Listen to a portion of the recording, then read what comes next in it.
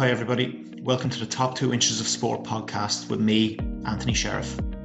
This is a podcast about something that's always fascinated me, the mindset required to succeed in elite level sport. On this podcast, I'm going to talk to people who I really look up to in the world of sport and try to find out how they deal with the highs and lows that come with consistently striving for success in the unforgiving environment of elite sport. This week I spoke to Irish international athlete Amy O Donoghue. Amy competes in the 800 metres, 1500 metres and cross-country events and has represented Ireland in many international tournaments. She has a keen interest in sports psychology, and in this episode she talks about the mental side of elite level athletics as well as her own experiences of working with a sports psychologist. She also discusses the mental challenges of the events she competes in and her goals for the rest of her career. Amy has a great attitude, and her appreciation of the importance of the mental side of sport is really evident throughout this chat. I really enjoyed this one, and hopefully you do as well. So here's this week's episode of the Top 2 Inches of Sport with Irish athlete Amy O Donoghue. Right, thanks a million, Amy, for coming on to the podcast today. I've actually wanted to get you on for quite a while, just from following like your social media and things like that. And following the posts that you put up. You seem to be an athlete that really has an appreciation for like the importance of the mental side of sport. Would that be a fair statement? Yeah, well, thank you so much for having me on. Yeah, I think kind of since I was younger and I got injured maybe, and I got more of an appreciation for like the mental side of sport and how important it is, that when I kind of started talking about it on social media, I noticed that people were enjoying it. And I feel like it also like holds myself accountable as well. Like when I'm talking about it, I have to practice what I preach. So yeah, that's kind of how I got into it. It was actually just March there, just when we all like the lockdown kind of stuff started. That's when I started talking about it on my social media. But yeah, and it's great as well, because when I look back, I'm like, if when I was younger, had I had like maybe an older athlete talking about certain things to avoid and certain things to do, I think it would have helped a lot. But like when you're 15, 16, like you think you're invincible and you do what you want to do, you know? Yeah, so. Definitely. Now we'll talk about different moments throughout your career as we go, and like sports psychology specific, obviously. But just for anyone listening that maybe isn't too sure of your career, they haven't followed you in the past, could you just give us a bit of a breakdown on maybe the events that you do compete in and some of the big competitions you've competed in the past? Yeah, so my events are 800 meters, 1500 meters and cross country. And I started running when I was 14 in secondary school. So I would have competed in schools internationals and like Celtic games when I was in school. So they'd be like under 16, under 18, and then junior, intermediate, senior. And then I competed in the European Cross Country Championships in 2010, 2013, 2016 and 2019. So last year I was in the mixed relay, and then the other years I was in the main events. The mixed relay is just a new racing. It's kind of more suited for middle distance runners, because as you get older in cross country, the distances go up and up and up. So it suits maybe longer distance runners. Okay. And then last year I also competed in the European Games. They were in Belarus, and I competed in the European Team Champs. They were in Sweden. Norway. They were in Norway. So yeah, they'd be kind of the big ones I've competed in now. Cool. So ever since you started competing in athletics, then, would you say you were always really, really driven to succeed? Like even when you just started off, was it just for fun initially, or did you actually have a goal that I want to compete at a high level here?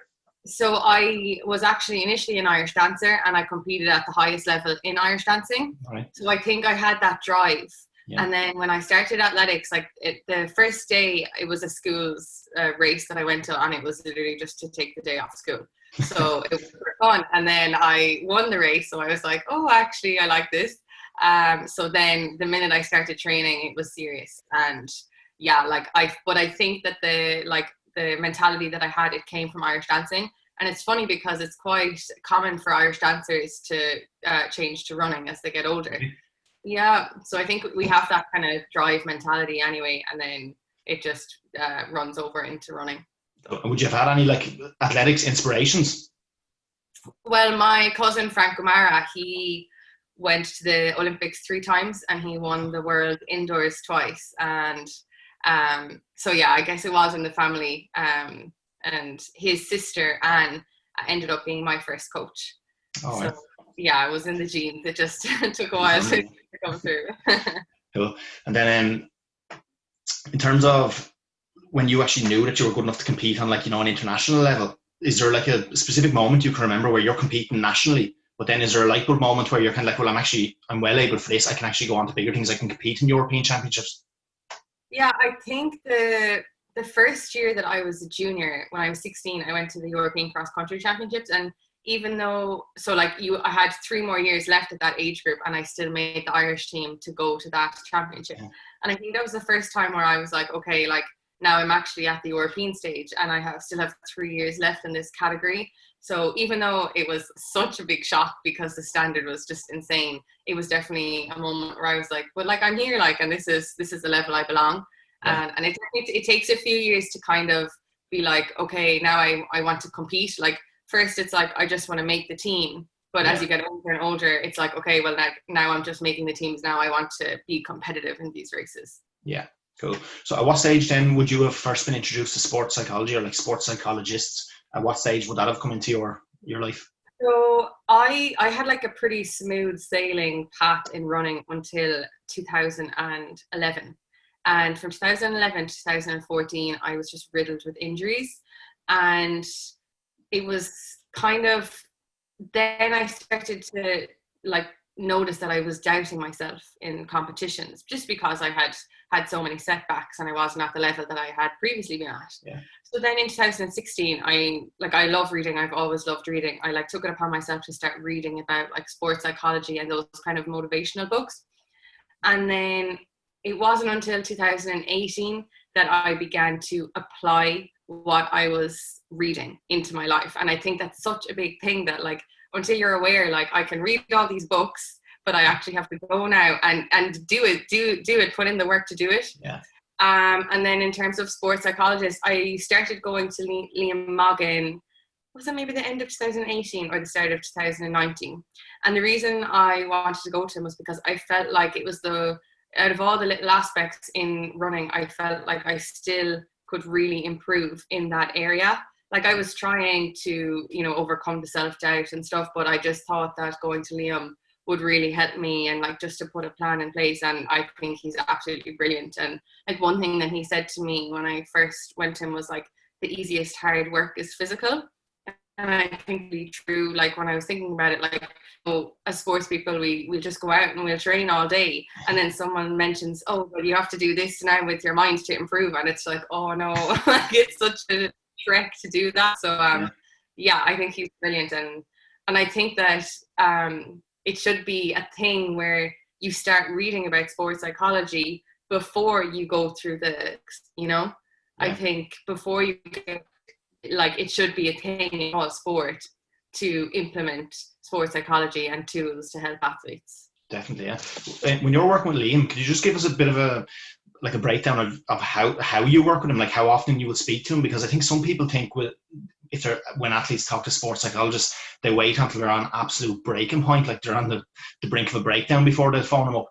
But then, like obviously, I was talking to Rhys McClenaghan, the gymnast, a couple of weeks ago, and he was saying so how he was just talking about how it's just another part of his training, just like a strength and conditioning or a nutritionist. He doesn't need to be feeling down. It's just about gaining that extra edge. So just in terms of how often you would talk to him, because I'm sure you don't wait until you feel really bad to talk to him. So how often would you touch base with Liam? Yeah, and like firstly, that's the thing. And I would have had that mindset as well. Like, if I heard someone going to sports, like I would be like, oh God, like they must be struggling.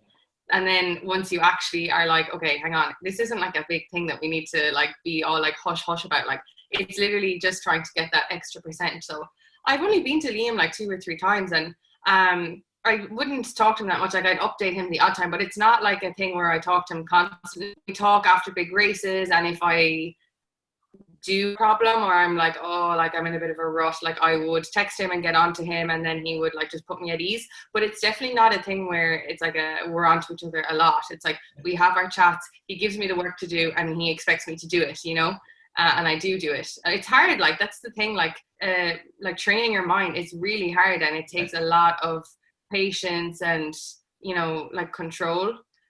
So yeah, like it's not a big thing, but it's just nice to know he's there and that I trust him, and I count on him. Cool. And then in terms of on your actual race day, would you say let's just start with your pre-race routine or your pre-race mental thoughts. Have you noticed, has that changed since you've started working with Liam in any way? Yeah. And one thing I would say about this is, because that was what was catching me in my performances, like I knew in training, my training didn't resemble where my times should be in races. Like I was running a lot faster in training and I was like, hang on, I know I can run faster in races, just wasn't clicking. And you really have to fake it till you make it. That's honestly, like, that is how I started to change my mindset. Like, even though I had the doubts, like I would rock up and be like, no, not today. Like, I'm the best here. I'm going to win. And it does obviously feel weird because at the start, because you're like, shut up, like, that's not true. And you're like having this like internal battle. But eventually, the more and more you do it, the more it kind of becomes a reality. And the next thing, you start to see the improvements. Yeah. And yeah, like I would do a lot of like visualization. And I genuinely do think, like, even with Liam now, like that's one thing that has helped me a lot, like visualizing the race over and over and over and over. It's tedious, but like I really, really do think it works. And writing out lists is one thing that Liam asked me to do. So I would be someone like who would panic, say I needed to go to the toilet before a race and like there was no toilet roll or something, then that would send me like into cuckoo land. Whereas with Liam, it's like, okay, well, bring the toilet roll with you and then that won't be a problem. It was just little things like that that made so much sense. Just that, like, it's really like control the controllables, you know, that kind of a thing. Yeah. So in terms of your visualization, and like, how often would you do that, and how in depth do you go? Because I actually spoke to a boxer before now, and this might be even a bit extreme, but like he used to do it at the end of every training session, and he would visualize his next fight. He would put on his gum shield. He would have the Vaseline on his face. He would wrap it. He would have his hands wrapped. He used to try to engage all of his senses. He used to want to make it smell like fight night. He used to want his hands to feel like fight night. His gum shield, like the taste of the gum shield. So that was his kind of tactic to engage all the senses. Visualization it can sound a bit airy fairy to some people. Some people don't really probably understand it. But what way does it work for you? Is it just a case of in bed each night you're visualizing it like 10 minutes before a race, or what way does it work for you? So coming up to a big race, it's not something I do like yearly, but definitely in the weeks coming up to like just before the season starting, I would start to do it definitely before I go to bed. And because I'm a middle distance runner, I train a lot by myself. Like my group is 2 hours away, so we'd only meet once a week. So I just have my music on when I'm running. So I would spend a lot of my runs planning out like all the scenarios in my head. So I would do it a lot in training, but I wouldn't be obsessive about it. Like when I'm out on my runs, I would naturally be running. So it would come into my head. And then before I go to sleep as well. And then I try and put it out of my head for the rest of the day, really. But definitely when I'm training, so when I'm out doing my runs and before I go to sleep. Cool. All right. And what about after a race? And because I suppose, again, another thing people think about with sports psychologists, it's all just pre-tournament or pre-race or pre-match. But then like a lot of athletes after a competition, they'll drive themselves mad. They'll be kind of over-analysing things. Like, are you able to, like, is that something you've done before? And is that something you work on Liam with? Are you now at the stage where you can take the good, take the lessons from the bad and just move on with your life or day? Yes, but I wasn't. Like, I used to, and I think a lot of runners are guilty for this. Like, you might go out and run a PB, but you step off the track and be like, I could have run faster. Yeah. You just go straight to the negatives, like, so yeah, and I feel like I would have been very like hot-tempered after a bad race, and I would kind of wallow. But then I began to give myself 24 hours to be upset. So that's what I do now. If it just went awful, I would say, okay, 24 hours to feel sorry for yourself. And then you've calmed down and the emotions have calmed down. And then I would write about it and say what I've learned from it. And I'd be like, okay, like, let's just take the positives. What have I learned from this situation and what can I avoid in the future? Because it's actually so interesting because I find there's always so much more to learn and gain from the bad performances over the good ones. Yeah, definitely. Yeah. Have you got an outlet away from athletics? Because any individual sport is it's very intense. I can imagine when you're doing it. Like, I know you're probably training teams, but it is individual at the end of the day, unless you're doing relay, obviously. But have you got an outlet just to take your mind away from it? Because that's probably very, very important as well. Yeah. In a normal world, like before all of this, I love going to festivals, like raves. That's my outlet. Like, I love dance music. I just love to dance. So that would be my outlet. However, we can't do that now. I do like reading, hanging out with my friends. I would like to say, I'd like to think I would be fairly chill now. before races, but maybe when I was younger, not so much. But yeah, just like watching Netflix, watching YouTube, reading. I love reading, and just going out and about with my friends. Really, I think it's so important. Like, you really do have to have the balance, especially in an individual sport when you're always training by yourself and you're always in your own head, you know. Yeah. So it's nice to have company and go out and about. Definitely, yeah. When you're actually doing, like, competing, particularly inside cross-country races or the longer distance races, for people like me who don't really know much about it, it just kind of looks like you just go and run as fast as you can. And maybe there is an element of that, but is there a lot of tactics behind it? Even mentally, are you kind of saying, like, right, are you breaking the race up into stages almost? Yeah, well, let me tell you, like, cross-country is not the faint-hearted. Like, cross-country is the middle of winter, mud, pouches, like everything. And cross-country is quite mentally daunting because the race could be 6 kilometers. You're 2 kilometers in, your legs are hanging, and I think you really have to dig deep. So what I like to do in cross country is I like to split it into little sections. So I'd be like, okay, 2K, 2K, 2K. And what I like to do is to, like, pick a person in front of me and then be like, okay, just hang on to them. And then when you pass them, hang on to the next person. But one thing I have learned over the past is that, like, when you start a race, that thinking about the outcome is overthinking, like, and that you should never do that. Because that is often when people start to struggle in a race, or when they start to panic, is they're thinking about the outcome that they had perceived, and then it's not going to plan, and the next thing it's panic, panic, panic. But if you just focus on, okay, I just need to concentrate for this next minute, it's really a lot simpler to get through the race. Yeah. Yeah. Cross country and track would be quite different though. Track is shorter and snappier, and for 800 meters you have 2 laps. For 1500 meters, it's 3 3/4, and it's always the third quarter of a middle distance race that you have to switch on, because that's really where you can lose time or lose placing. So that's one thing I've learned, and a lot of people go through it as well, is that once you get to that third quarter of a race, you need to switch on. Yeah. Is there a cross country? I could be a little bit wrong here, but I'll throw it out here now. Is there a cross country European Championships in Dublin this December? Is it? There was, but unfortunately, it's been cancelled over. The whole situation. Yeah, it's so sad. I was heartbroken because, like, I went to it last year in Portugal, and it was a huge aim for me this year, and especially because the year just went so crazy. I was kind of like holding out hope for Europeans, and then they were cancelled. I was like, oh no. That's bad luck, isn't it? How is your timetable looking now then in terms of tournaments? Is everything just basically bin for the moment? Well, yeah, I was actually so lucky. I got to race one cross country race. Our counties were on the Limericks, and the Munsters, I think the first weekend of them have been cancelled, and I think it's just really a waiting game. There is supposed to be a cross-country season, definitely a domestic one, but not an international one. And I think it's just a waiting game. I think we have to come out of level 3 though. And then for us, an indoor season would be from January to March. But again, it's just going to be a waiting game. And it's tough. Like, I definitely find it hard at the moment when we're just kind of in limbo, being like, oh, well, what's coming up? It is tough, but you just have to get on with it, really. Yeah, I actually did want to ask you about lockdown. And by the time we've just had a big national lockdown. By the time this goes out in a couple of weeks, we'll probably be bang in the middle of another one.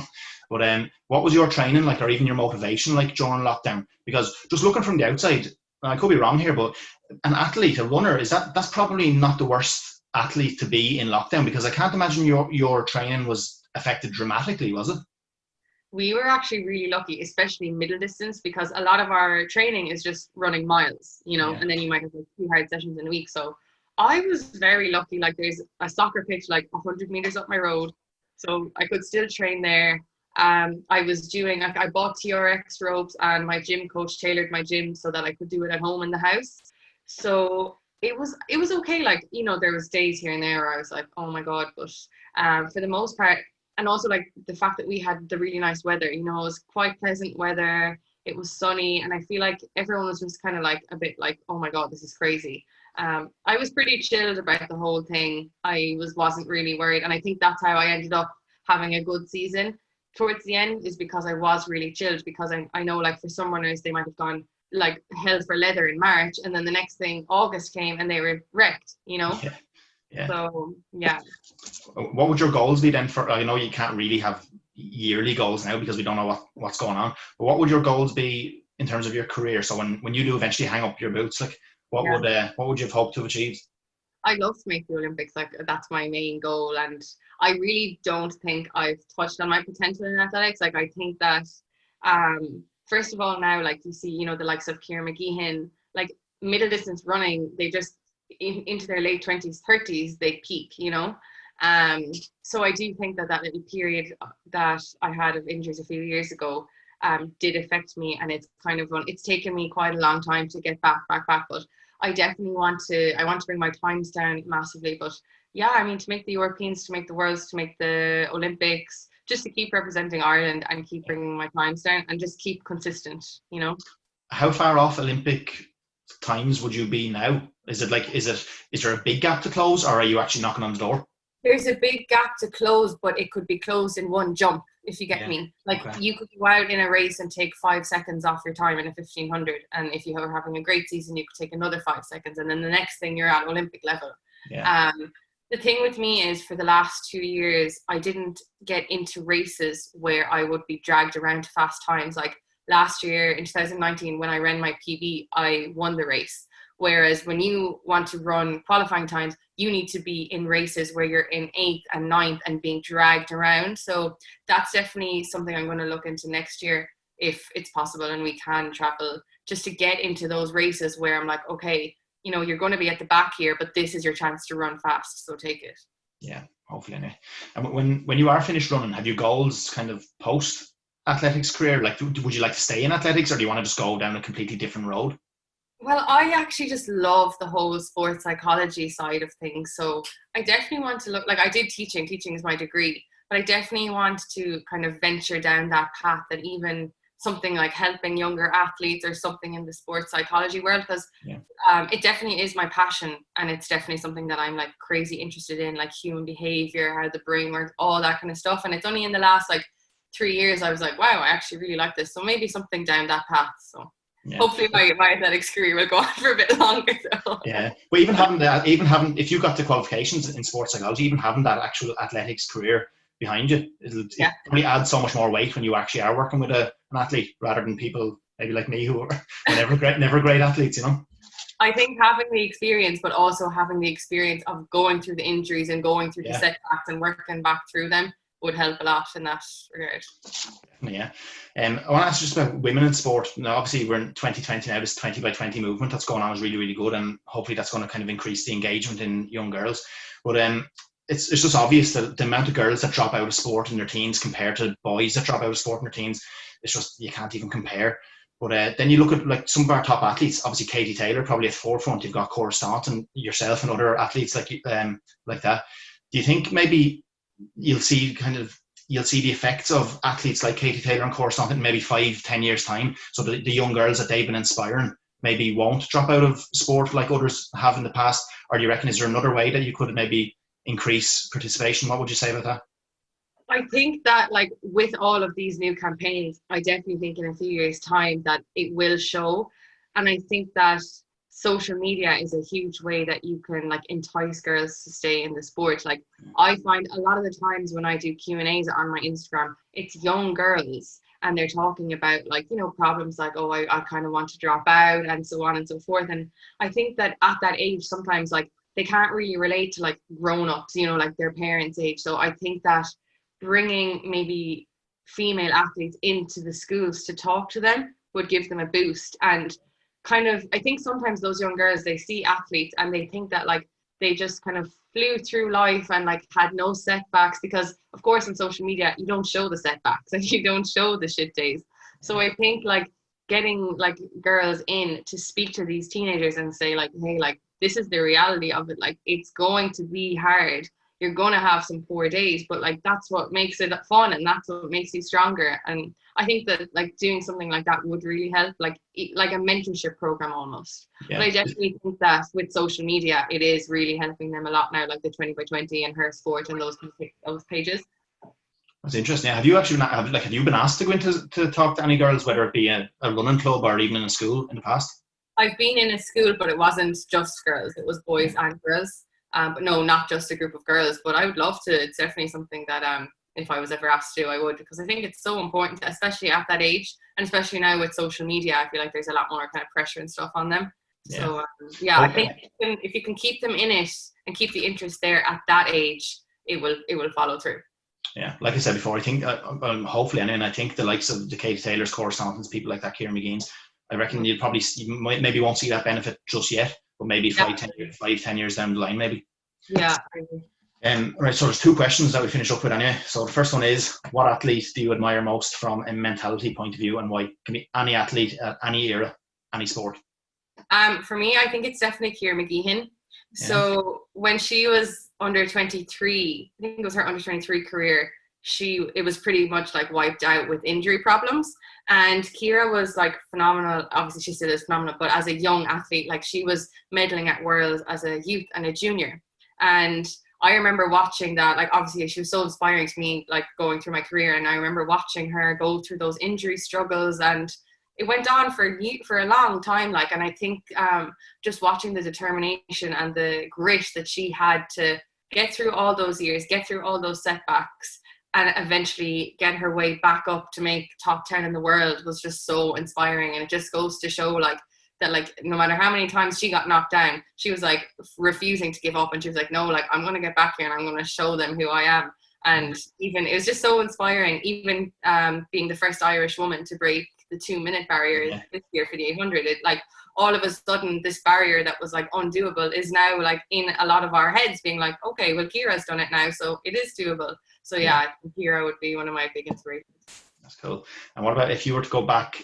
Well, like, you can take the seat where you want, but it could be if you want to give a younger version of yourself a bit of advice from a mental point of view, or even if you were just to talk to a young athlete now and give them a bit of advice from a mental point of view, what would you say?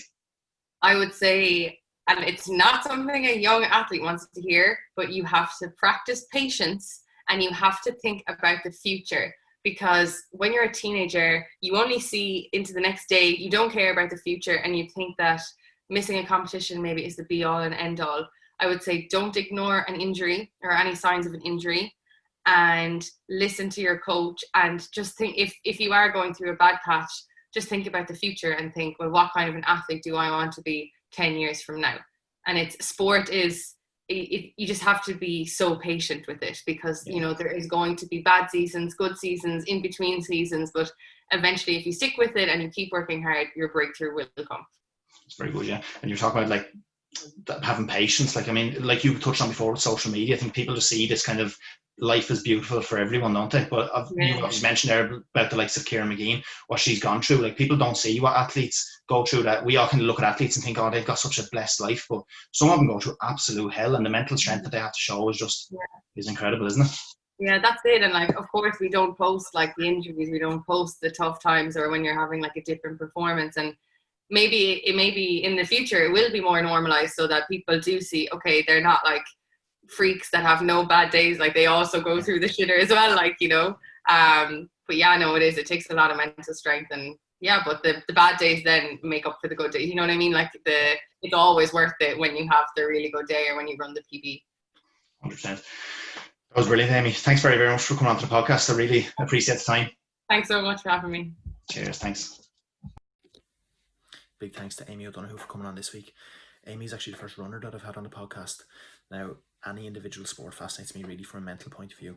But if you look at some of the events that Amy competes in, the longer distance ones, particularly like cross country, things like that, they're so demanding mentally. So it was brilliant to hear her talk all about her mindset, the competition, and also the work that she does away from the track with a sports psychologist, and how she deals with the pressures of competing before, and even how she deals post-event as well. It was very interesting. So a massive thanks, Amy. Now, every guest that comes on gets a little outro song at the end, relevant to their career. Now, I gave Amy off camera a choice of her song, so we're going for the song this week that she's listening to at the moment to help get her through her training session. So I'm going to finish up for the first time this week with a bit of Justin Bieber. Why not? Thanks, everyone. This is gonna